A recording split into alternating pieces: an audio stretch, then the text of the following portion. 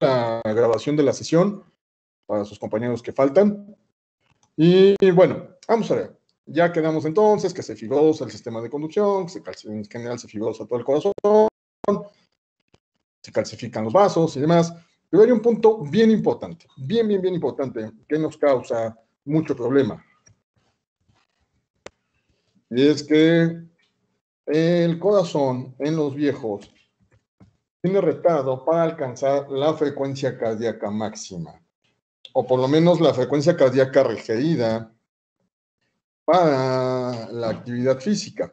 Esto tiene como consecuencia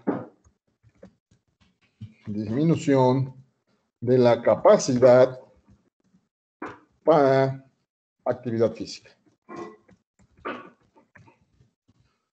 Por esa razón no tenemos abuelos así que sean grandes atletas y demás. No, realmente su corazón ya no responde a la exigencia aguda que nos puede requerir pues, algo aparentemente tan sencillo como subir las escaleras, ¿no? Entonces, muchos de nuestros abuelos, acuérdense, van a tener de hecho tendencia a frecuencias cardíacas bajas.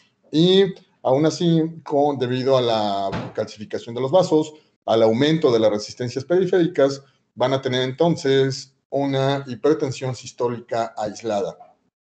Ayer uno de sus compañeros mencionaba algo y decía que la viscosidad, sí y no. La viscosidad tiene un efecto sobre la TEA. De hecho, lo vamos a revisar, yo creo que mañana. También el sistema hematopoyético envejece y se fibrosa la médula ósea. Eso hace entonces que los abuelos presenten mucha tendencia, mucha, a la anemia, al síndrome anémico. Sin embargo, debido precisamente a esta condición del aumento de la TEA con el aumento de la viscosidad, que es un efecto indirecto, no es tanto la principal causa es volumen circulante, pero también va de la mano la viscosidad. Por eso lo vamos a revisar más adelante. Tenemos que mantener a nuestros viejos, o bueno, no tenemos que mantenerlos, sino más bien ellos tienen tendencia a la anemia y está correcto para ellos. Ellos toleran bastante bien. Mientras que para gente joven se considera un rango de 13 hasta 16, y a veces algunos laboratorios ponen hasta 18 gramos de hemoglobina para la gente joven. Para nuestros viejos, el rango normal de hemoglobina es más o menos de 11 a 13 gramos. Ese es el rango con el que van a estar. Y de hecho, conforme van aumentando la edad, en aquellos abuelos de 80 años, puede ser normal incluso que anden con hemoglobinas de 11 a 13 gramos. Esa es normal para ellos. Si los elevamos, como luego pasa mucha gente que les quiere subir la hemoglobina, sí se puede, pero con el riesgo de que se hipertensen también. Y el riesgo de que anden hipertensos es que les aumenta su mortalidad cardiovascular y aumenta también su riesgo de EBC. Por eso entonces, hasta cierto punto, el abuelo va a estar con cierta tendencia a la anemia y es normal para ellos, que no se les olvide. Bueno, de hecho vamos a platicar también cómo manejamos la anemia, el síndrome anémico en los viejos, porque el pecado que comete mucha gente es que les dan, en el IMSS, les dan fumarato ferroso, sulfato ferroso. Sí se puede, pero no es la mejor opción. De hecho, los arriesgamos a que hagan sangrados digestivos. Por eso no nos gusta tanto. Bueno, vamos entonces ahora con el sistema respiratorio. Vamos a ver. Ocurren un conjunto de cambios que van a predisponer a nuestros abuelos a muchas cosas. Hay disminución del epitelio ciliado. Si se acuerdan ustedes, este epitelio ciliado tiene por función el hacerla de mecanismo de limpieza para las secreciones.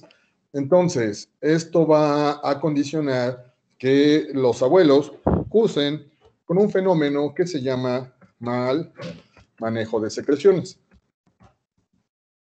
Esto es muy frecuente, chavos, y de hecho es todavía más marcado. De hecho, casi se destruye todo el epitelio ciliado en, por ejemplo, nuestras abuelas que han estado expuestas durante años a los humos de leña, a los humos de carbón que con eso guisaban. Estas personas, por ejemplo, tienen lesiones de esos grandes fumadores sin que hayan sido en su vida fumadoras, y algunas hacen hasta crisis asmatiformes secundarias a la exposición crónica a humos. Y pues bueno, eso nos va a estar dando mucha lata, por eso muchos de nuestros viejos van a presentar estertores en las bases.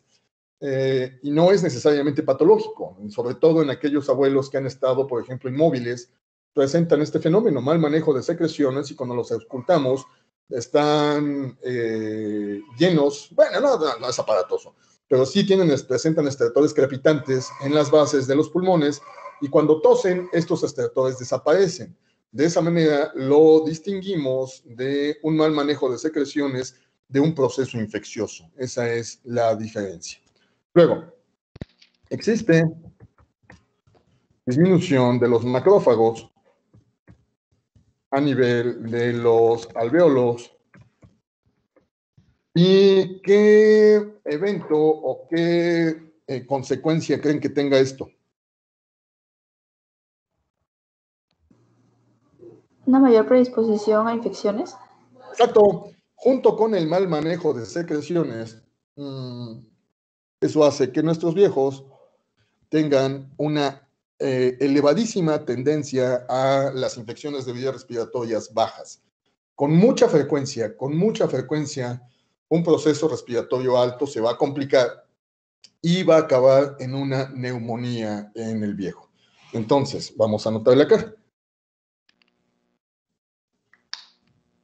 Tendencia a neumonía. Bueno, además, hay fibrosis generalizada de todo el pulmón, de todo el parénquima pulmonar, tanto del parénquima como de los bronquios y sus subdivisiones. Entonces, eso va a tener como consecuencia que tengan disminución en la capacidad vital máxima. Entonces, por eso cuando les hacemos espirometrías a los abuelos, salen regularmente bastante castigados en los parámetros, ¿no? No tienen los mismos parámetros de gente joven. Luego nos lo reportan el patrón restrictivo y demás. Pues sí, claro, pues está fibrosado el pulmón del viejo. Y junto con la incapacidad del corazón de alcanzar una frecuencia cardíaca máxima, la fibrosis del pulmón, eso explica entonces también nuestra disminución para la resistencia a la actividad física intensa. Por eso entonces nuestros abuelos van despacio, no les da el pulmón, ya no les da el corazón para que hagan grandes esfuerzos físicos. Digo, sí los pueden hacer, sobre todo si han tenido una vida activa, si se han mantenido con actividad física y demás. Sin embargo, esta siempre es más baja comparada con la gente joven. Bueno, vamos a ver. Además, la secreción que se presenta en los viejos es más espesa comparada con la secreción de gente joven. Aunado entonces a la disminución de macrófagos y al epitelio del epitelio ciliado, todo suma para que nuestros viejos tengan una altísima tendencia a hacer neumonías.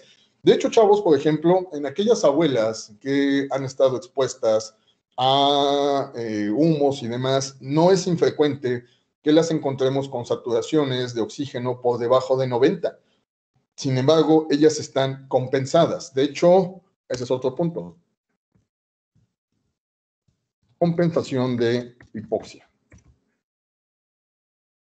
Y los abuelos, las abuelas van a estar tranquilitos, no les va a afectar en nada.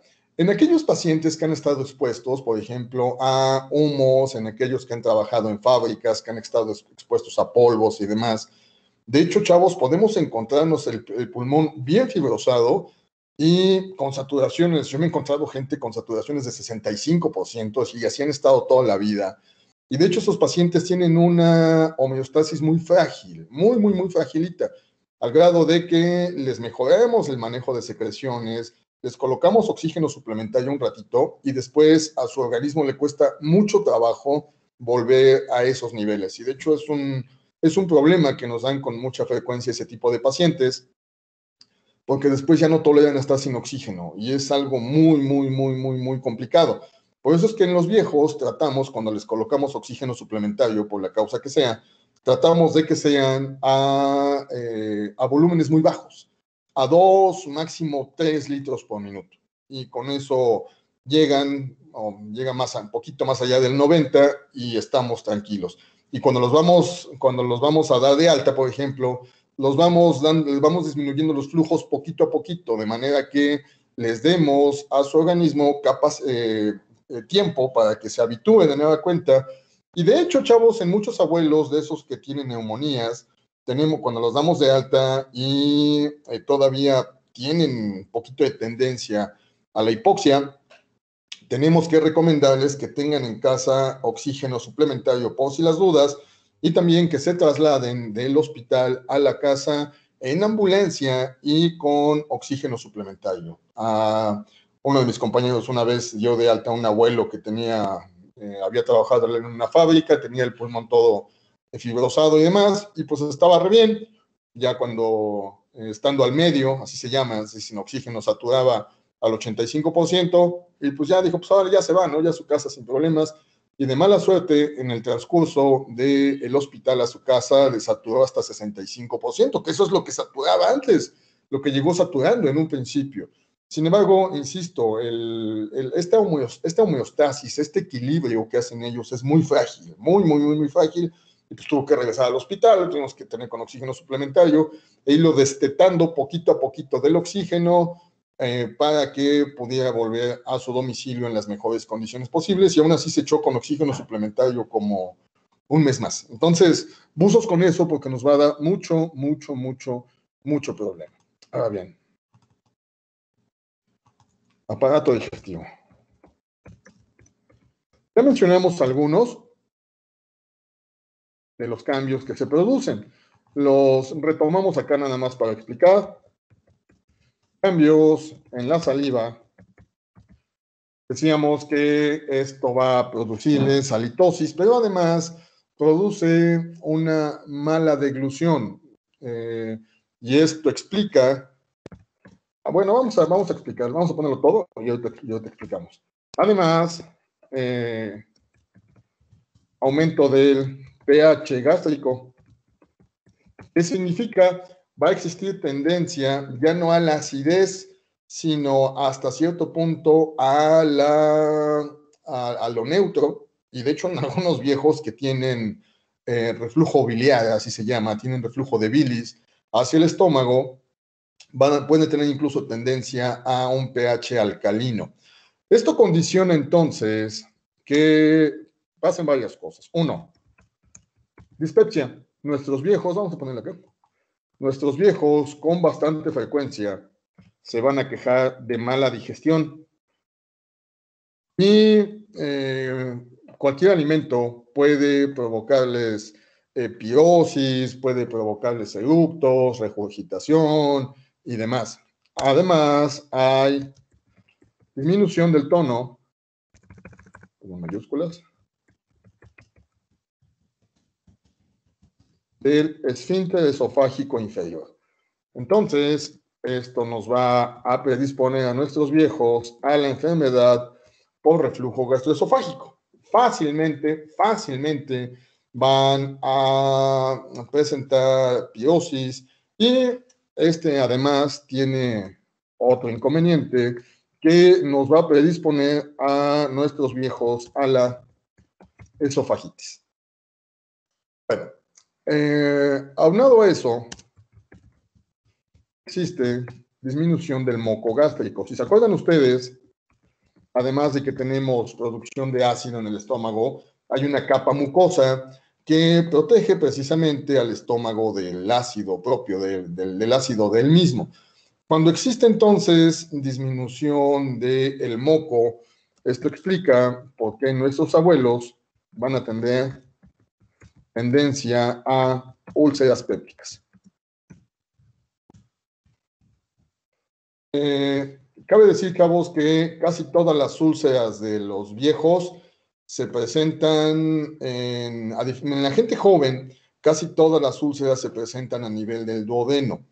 en nuestros viejos se van mitad y mata, mitad en duodeno y mitad en el fundus gástrico. Bueno, no más que en el fundus, en el cuerpo gástrico.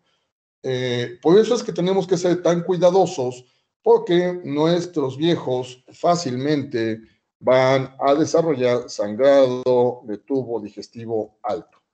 O como no lo entiende todo el mundo, sangrado digestivo alto. Precisamente a razón de eso. Luego, va a existir un retardo en el vaciamiento gástrico. Este es otro de los fenómenos que explica también la halitosis de nuestros viejos.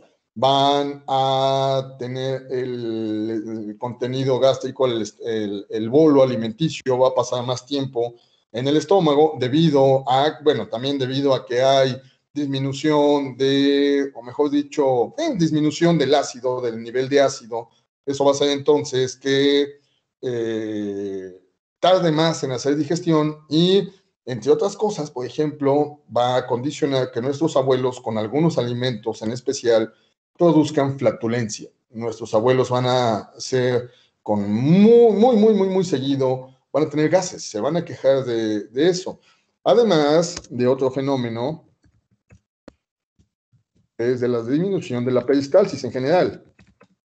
Todo el tracto digestivo va a verse afectado con disminución de la peristalsis. Y todo eso suma entonces para que nuestros viejos hagan dispepsia, para que nuestros viejos hagan meteorismo fácilmente, es decir, aumento de la cantidad de gases. Y la disminución de la peristalsis es otro de los fenómenos que explica por qué nuestros viejos tienen altísima tendencia a la constipación.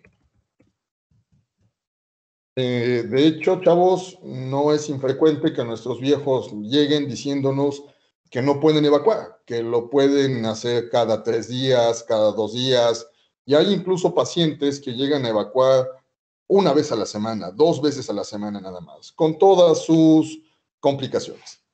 Por ejemplo, el hecho de que las personas estén constipadas nos explica también por qué nuestros viejos tienen alta tendencia a desarrollar hemorroides. Las hemorroides se producen debido al esfuerzo que tiene que hacerse para la evacuación y después hace un círculo vicioso. Se hacen hemorroides, cuando evacúan les duele y el abuelo evita evacuar, por ejemplo, y esto les perpetúa la constipación. De hecho, pueden hacer un fenómeno que se llama impactación, en donde literal la materia fecal se hace en una piedra, así literal. Se convierte casi en una piedra pómex adentro del recto y cuando evacúan los va a lastimar más, los va a molestar más. Por eso entonces hay que ser tan cuidadosos con las evacuaciones de nuestros viejos.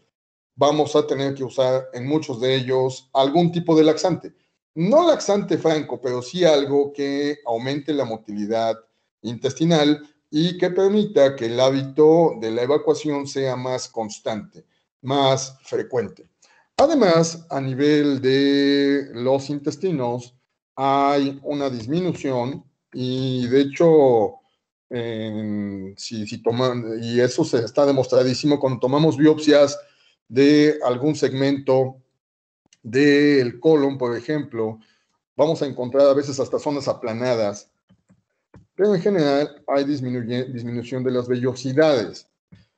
Esto también explica el otro fenómeno de que algunos pacientes, en vez de que hagan constipación, algunos otros van a cursar con diarreas crónicas. Si bien es cierto, la constipación es más frecuente, también la diarrea crónica es un fenómeno muy frecuente en nuestros viejos y va de la mano con esto. Pero además, la disminución de las vellosidades a nivel del intestino nos va bien en cadenita otro tipo de problemas. Vamos a tener problemas de mala absorción. También el hecho de que disminuya el pH gástrico, mejor dicho, de que aumente el pH gástrico, nos va a condicionar déficit en la absorción de folatos y en algunos elementos del complejo B. Por eso es que también, digo, aunado a la fibrosis del sistema de la médula, también por eso es que luego nuestros viejos nos hacen anemia megaloblástica, es decir, anemia por déficit de folatos. Bueno, ¿y qué diablos creen ustedes que ocurra si hay entonces mala absorción? ¿Cómo qué creen que le pasa a nuestros viejos? Desnutrición, deshidratación. Desnutrición, más que deshidratación, el problema es tendencia a desnutrición. A razón de eso, ¿vale? Se absorbe mal, los nutrientes no se absorben de manera correcta y eso va a explicar por qué nuestros viejos con bastante frecuencia van a estar desnutridos. Digo, además de que muchos de ellos tienen una dieta pobre, ¿no? Una dieta monótona que no es variada. Muchos de ellos nada más les gusta su tortilla con frijoles y no comen otra cosa, pues entonces empezamos con problemas carenciales. Pero va de la mano con esto. Ojo, el hecho de que existan también disminución de las vellosidades nos causa otro problema. Y es que la absorción de los medicamentos se vuelve errática. ¿Qué significa? Vamos a ponerle completo. Absorción errática de medicamentos. Vamos a ver. Como puede que no se absorba nada, ¿no? Debido a que el tránsito intestinal sea muy rápido, en el caso de aquellas personas que cursen con diarrea crónica, o bien puede que se absorba todo, no que se absorba de más, pero sí que se absorba todo.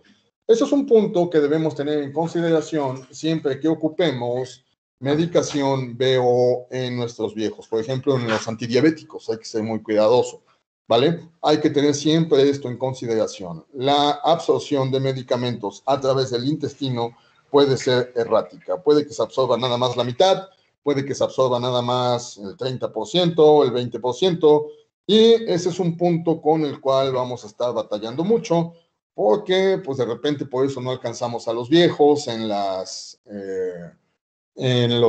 metas de glucosa, por eso de repente no alcanzamos a los viejos en las metas de antihipertensivos. Hay que ser muy cuidadosos, muy, muy, muy cuidadosos. Y esto es inevitable, chavos. Todos vamos para allá. Bueno, vamos a ver en lo que toca al aparato digestivo.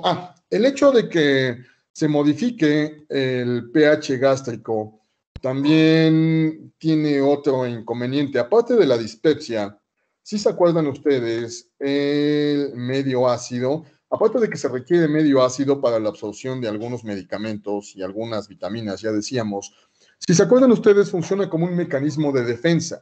Por esa razón es que nuestros abuelos van a tener con altísima frecuencia tendencia a gastroenteritis infecciosa.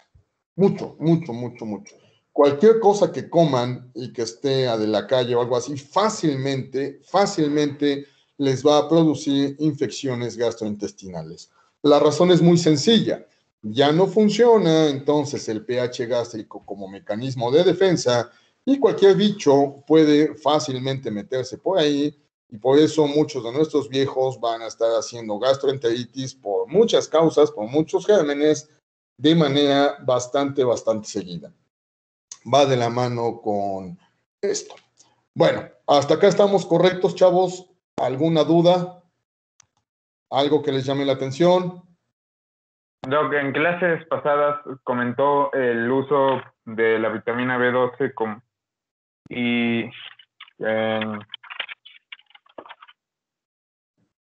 en complejo B y diclofenaco. Bueno, ese... No se usa diclofenaco, no, diclofenaco no se usa. No, ese no. Bueno, esto implicaría que como no se va a absorber bien, sería mejor inyectable. Sí, de hecho, cuando hay algún déficit, preferimos, de hecho, no solo la vitamina B. Cuando, por ejemplo, estamos con problemas de síndrome anémico, en aquellas anemias ferropénicas, aquellas que requieren, o aquellos medicamentos en general que requieran pH ácido, si no funciona, hacemos varias cosas. Una, les quitamos los inhibidores de bomba de protones, ¿no? Se los quitamos por un tiempo. El problema es que luego se quejan de que están con pirosis, están con ese dolor retroesternal tan molesto que es. Esa es una. Y entonces, si no se puede, se los cambiamos a intramuscular. Pero lo que hacemos es, vamos espaciando las dosis. Chavos, a mí me ha tocado encontrar un montón de abuelos que les ponen, por ejemplo, la famosa bedoyecta y que se las ponen todos los días, por ejemplo, ¿no? Y de hecho, déjenme buscar si por ahí debo tener algunas placas. Por ejemplo, una vitamina B, un complejo B que no se absorbe, se calcifica incluso en los tejidos. Entonces, en las placas vemos la pequeña masita calcificada en glúteos. Y dices, ¿qué es esto? Pues ya entonces cuando le preguntas, pues resulta que hace un tiempo le estuvieron inyectando complejo B, se los inyectan todos los días, se los inyectan por tiempos prolongados y demás.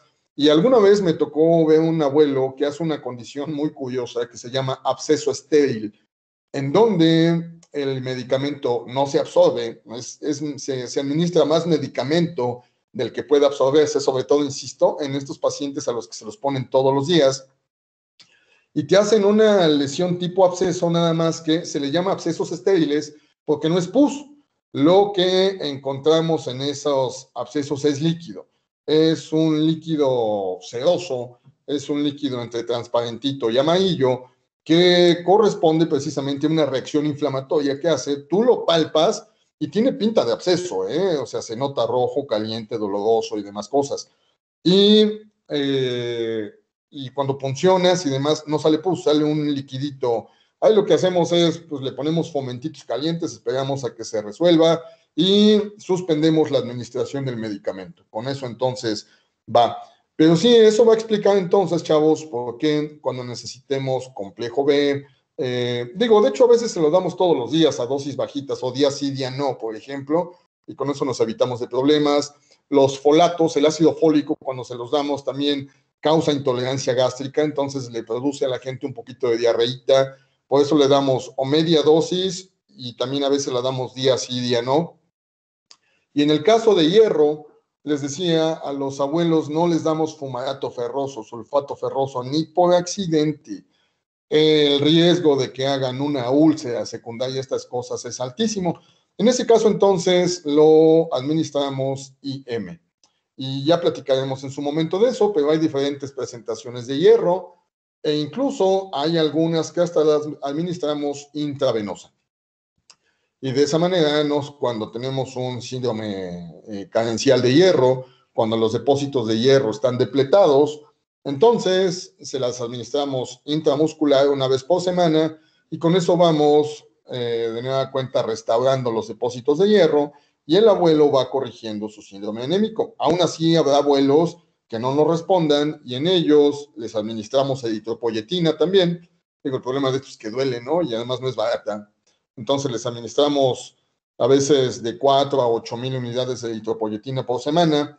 Y la última que nos queda para el síndrome anémico en los abuelos cuando es clínicamente muy obvio, muy aparatoso, pues los transfundimos, pero eso lo reservamos cuando la gente tiene 6, 7 gramos de hemoglobina y no los alcanzamos. Solamente bajo esa condición es cuando se transfunde a un abuelo. Y aún así el paquete globular se pasa, chavos, en un mínimo de 2, idealmente 4 horas. No somos tan agresivos, porque si no, acuérdense, el sistema de compensación es muy lábil y fácilmente les podemos provocar una sobrecarga de volumen a los viejos. Entonces, por eso es que, somos tan cuidadosos para transfundir a los viejos y tiene que ser la última opción, solamente cuando ya todo falló.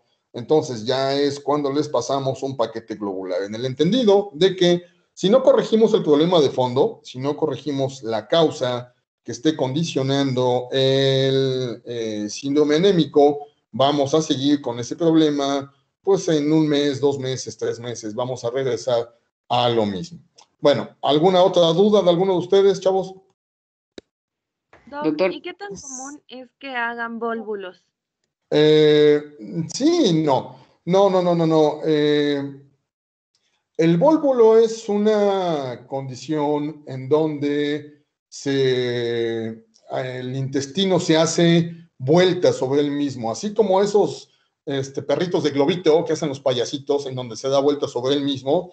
Esa es una condición que es independientemente de la edad. Lo que es un hecho es que en aquellas personas que hayan tenido cirugía abdominal, aún haya sido mucho tiempo atrás, se forman pequeñas adherencias entre las asas intestinales. De hecho, chavos, a muchos de nuestros viejos que operaron ahí por la década de los 80s, incluso, por ejemplo, principios de los 90s, el material que se usaba en los guantes y demás, digo, los cirujanos lo que hacían es que se lavaban las manos con agua estéril antes de tocar las asas intestinales, en un intento de que se redujera la posibilidad de que se hicieran adherencias y de que formaran granulomas secundarios al talco que se utilizaba en los guantes.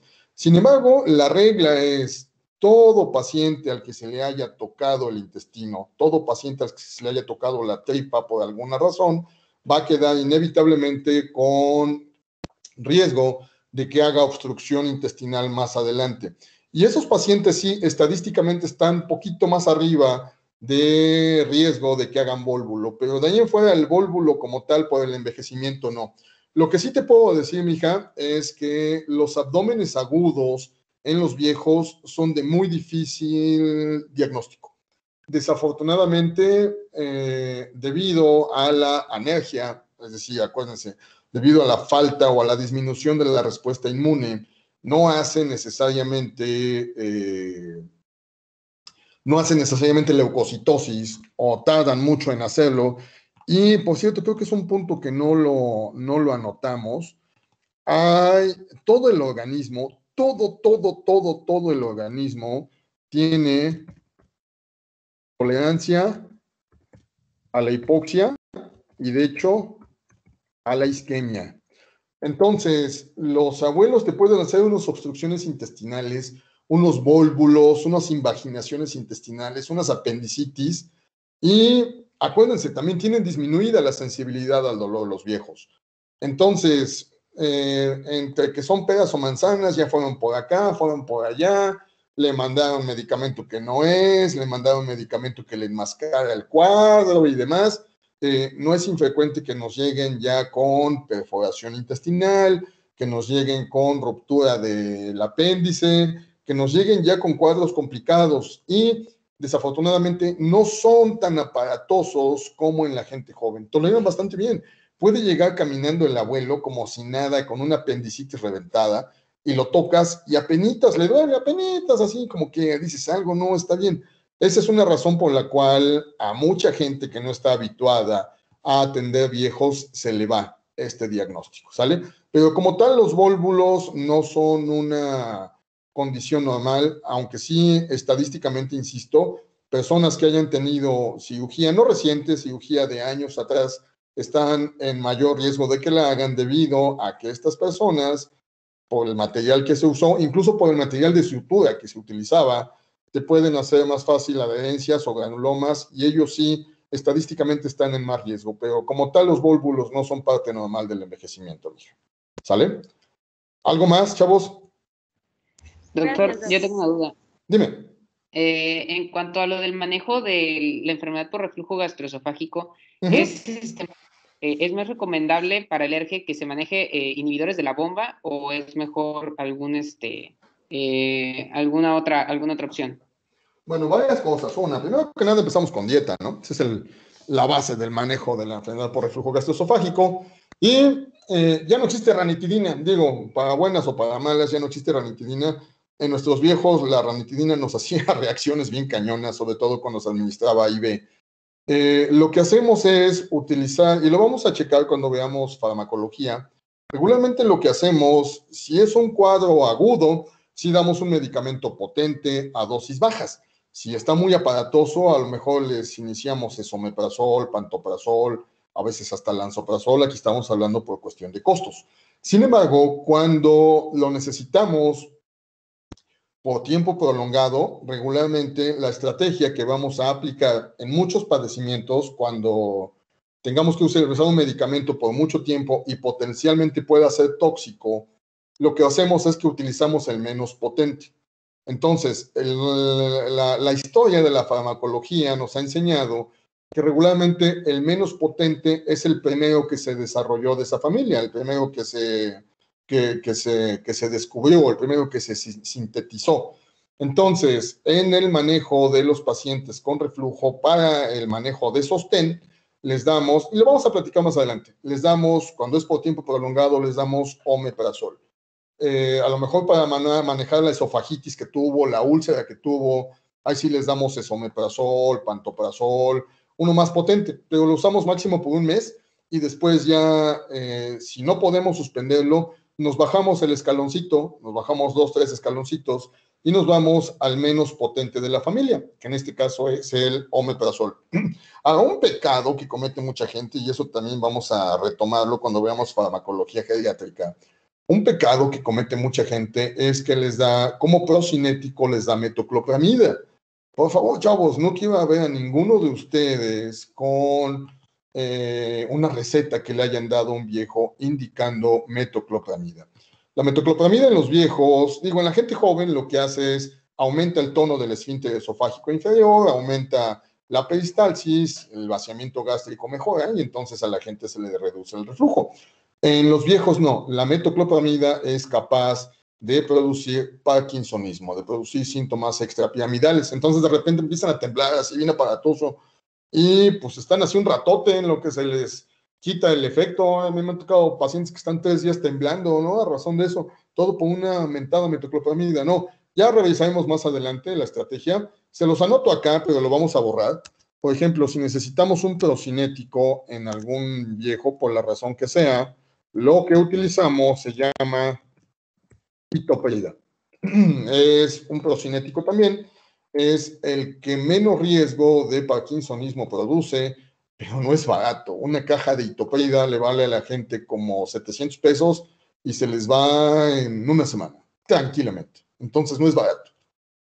De hecho, vamos a estar lidiando mucho con esto, ¿no? Con razón de costos. Ahora hay gente que les da a los viejos también geles de hidróxido de magnesio y aluminio. Ya lo platicaremos más a detalle en la farmacología geriátrica, los criterios de Beers y demás cosas.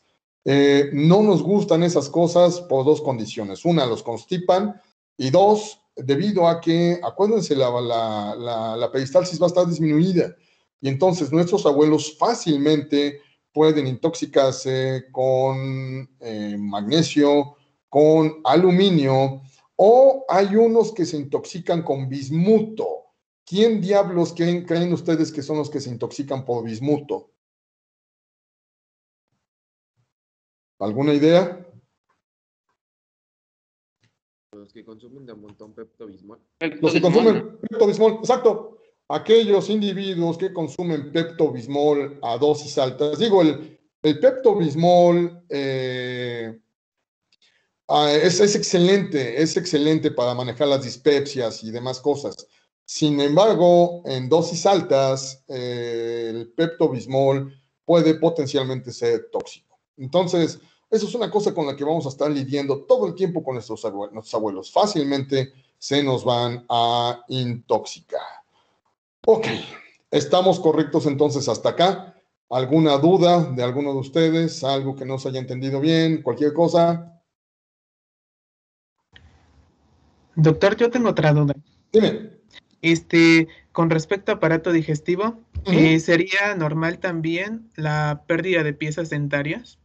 Bueno, sí. Sí, de hecho lo mencionábamos eso creo que en las primeras diapos, ¿no? Por ahí mencionábamos, lo mencionamos creo que en el aparato del gusto, el sentido del gusto. Sí, se llama adoncia. Adoncia, sí, acá está. Pero sí, como tal, es parte del envejecimiento, ¿sí?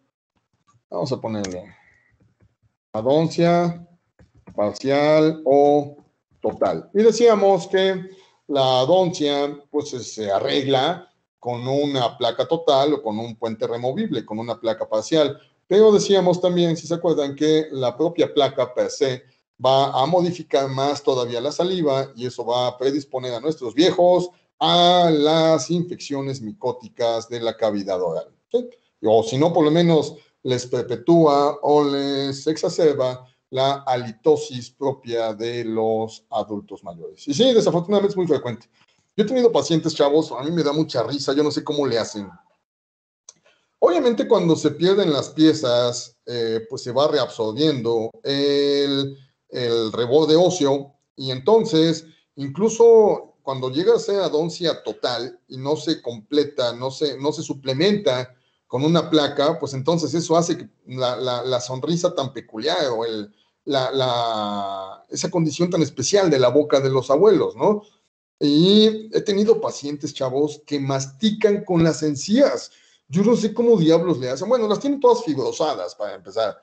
Pero me han tocado pacientes que dicen, ¿sabe qué, doctor? A mí la verdad me pusieron una placa, no me funcionó, me pusieron otra placa, no me funcionó, otra no me funcionó. Y entonces, pues yo mejor aprendí a masticar con las encías.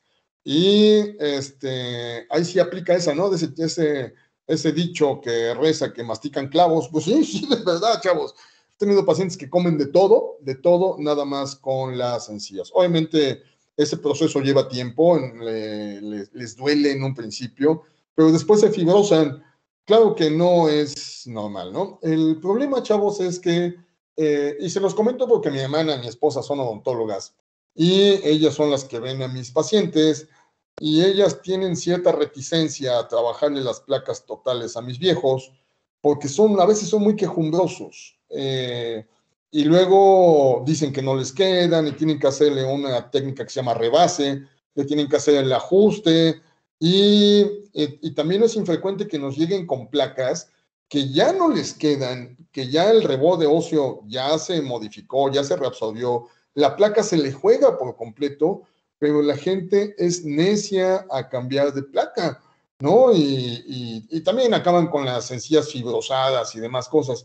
Sí, es una cosa que nos da mucha lata, ¿no? Pero en sí también, acuérdense, la adoncia nos va a producir cambios en la masticación y cambio en el bolo alimenticio que junto con la modificación en la cantidad y la calidad de saliva va a explicar por qué nuestros viejos van a tener mala absorción, por qué nuestros viejos van a tener dispepsia y todo ese tipo de cosas. Vale, ¿algo más, chavos? ¿Alguna otra cosa? Doctor, Dime. disculpe, el dolor de la isquemia intestinal, entonces, no es tan grande así, porque No, nuestros viejos pueden tener, por ejemplo, de esas isquemias cementéricas, se les llama, ¿no? Porque pues casi todo el mundo se pela de eso, y no hacer necesariamente grandes cuadros dolorosos.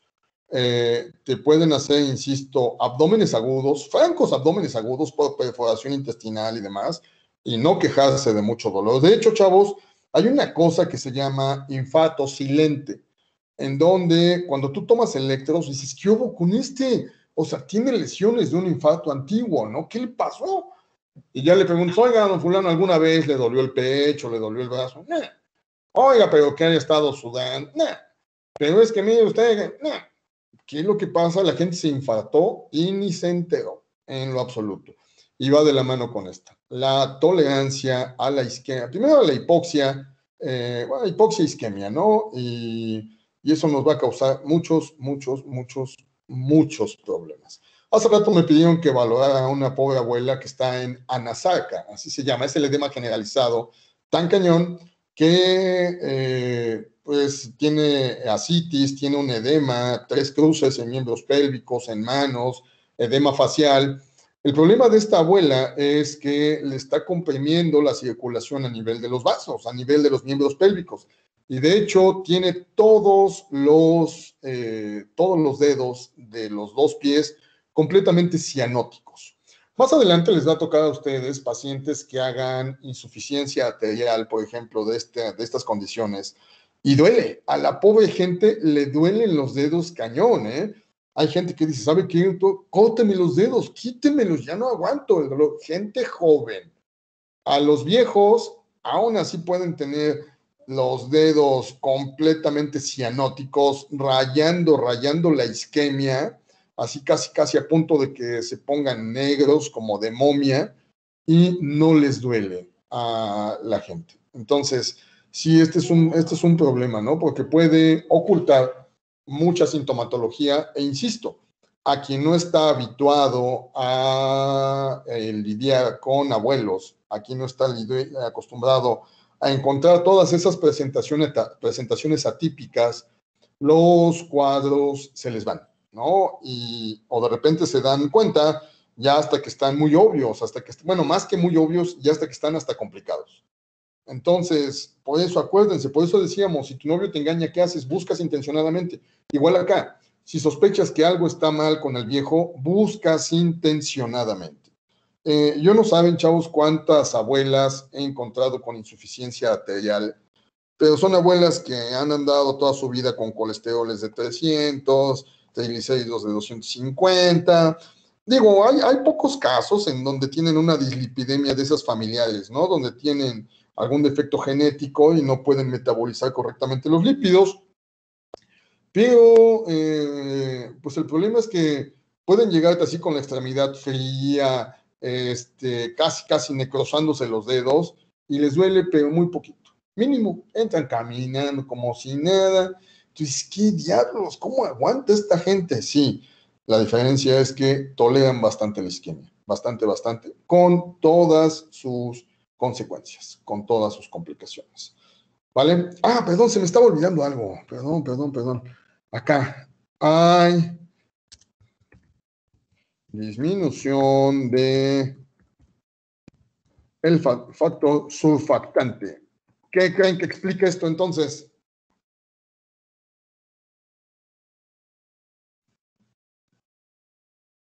¿Qué consecuencia creen que tenga la disminución del surfactante? Atelectasia. ¿Algún colapso? Exacto, bueno, su nombre correcto es atelectasias, como dijo alguno de sus compañeros. Efectivamente, fácilmente nuestros abuelos van a hacer atelectasias. Fácilmente, fácil. Además de que decíamos que tienen moco espeso, pues fácilmente se tapa, ¿no? Y si hay menos surfactante, pues fácilmente se colapsa. Y fácilmente esas atelectasias se van a complicar y nos van a dar chorro de problemas.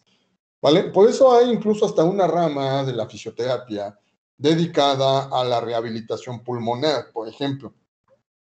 En el Puebla, en el Ángeles, hay equipos de fisioterapia pulmonar y tienen hay fisioterapeutas pulmonares específicamente que manejan súper bien el BiPAP, CPAP, los ventiladores, las nebulizaciones, además, y utilizan un chalequito, chaleco percutor le llaman a esta cosa.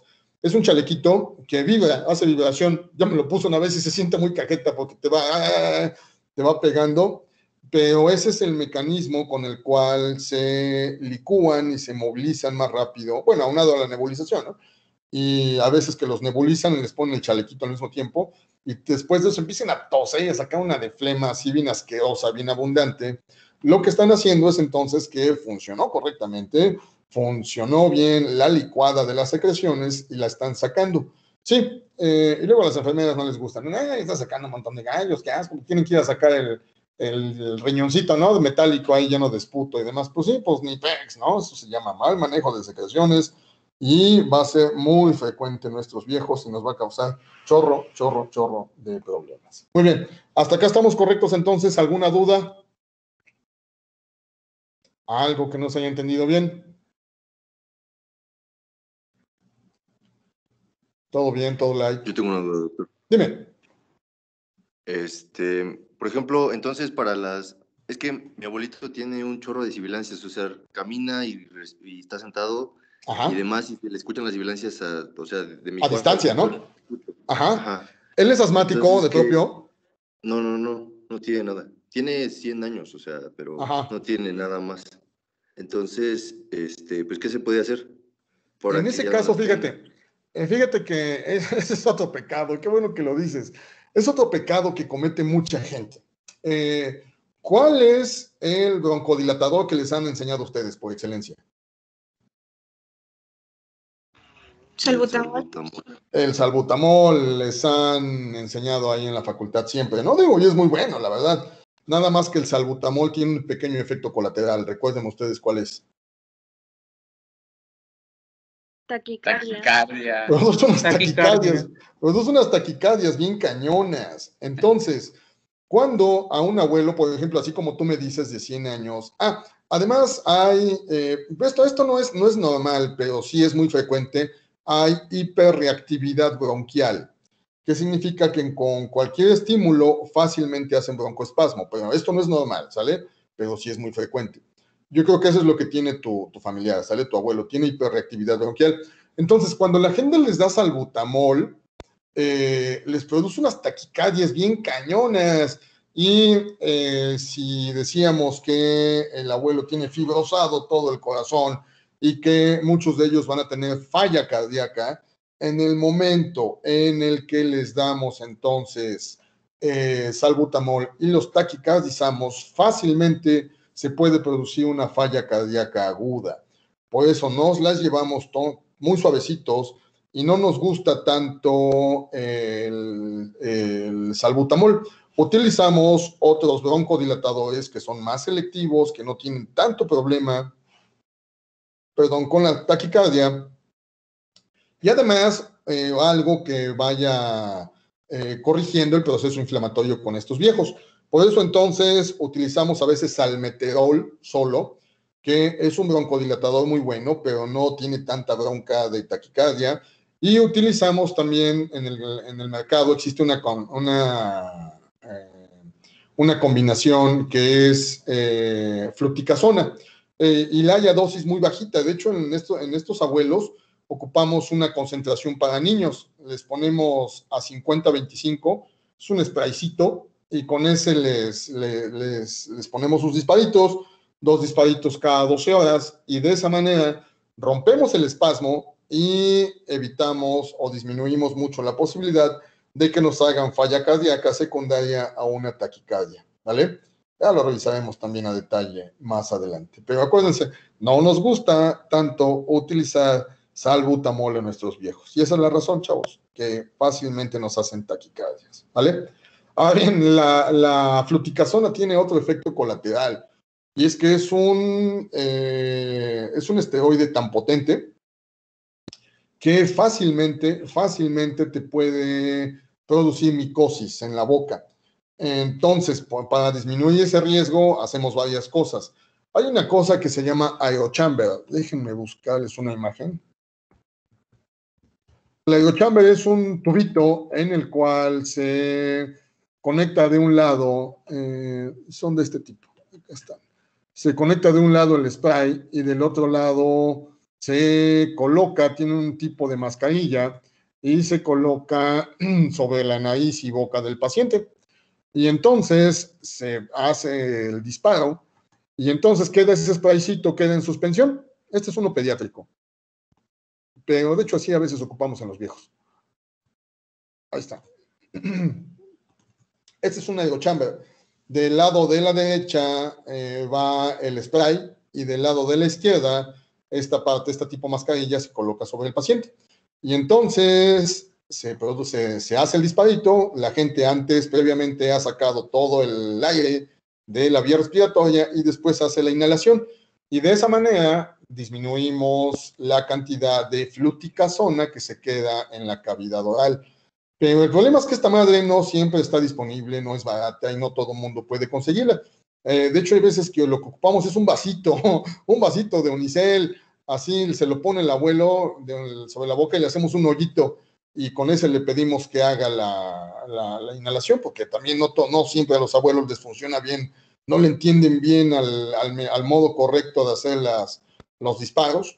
Y pues en los abuelos que están luego en los pueblos, que no pueden o que no se acomodan al vasito, que no pueden conseguir el aerochamber, lo que les decimos es que hagan enjuagues con bicarbonato, para que de esta manera el pH no les dé chance a los hongos de que se desarrollen en la boca. Vamos a ir viendo poquito a poquito todas esas mañas y trampas que ocupamos con los viejos, porque si no fácilmente se nos complican. Hace rato también me mandaron una receta. Yo siempre les digo a mis pacientes, ¿sabe qué? Por favor, no tome nada que no le haya indicado yo. Por favor, si lo ve alguien más, mándeme lo que le hayan indicado y yo le digo si sí o si no. Es una paciente que yo veo al suegro, no veo a la esposa de este tipo, y me mandó su receta y le mandó Es uno de los esteroides más potentes que hay también. Le mandó Deflazacort, se llama. El Deflazacort en los viejos, bien fácil, bien fácil, que nos hace síndrome de Cushing, ¿eh? Es bien potente y fácilmente te hace Cushing en una persona. Y pues lo vamos a dosis bajas, una tabletita cada 24 horas y lo utilizamos por tiempo pequeño. A esta pobre mujer le indicaron una tabletita cada 8 horas. Esa paciente en 5 días segurísimo va con estigmas de Cushing, ¿eh? Yo le decía, no le des esa madre, ¿para qué? Pues es que me la mandaron. No. Cuando necesitamos utilizar esteroides en los viejos, por la razón que sea, vamos regularmente con los menos potentes. No le jugamos al valiente ni al héroe, ¿no? Así para que vean cómo se le quitó rápido. No, los podemos complicar muy rápido. Muy rápido. Pero insisto, ya en el apartado de farmacología geriátrica ya revisaremos con más detalle todos los puntos a ese respecto, ¿vale? ¿Alguna duda entonces, chavos? ¿Alguna otra cosa? ¿No? Bueno, nos vemos el día de mañana. Vamos a seguir con el aparato genitourinario, vamos a seguir con piel, hematopoyético y endocrino. Y pues inmune de una vez para que acabemos ya. ¿Sale, chavos? Muy bien, chicos. Gracias a todos por su atención. Bonita noche. Nos estamos viendo. Que descansen ustedes. Nos encontramos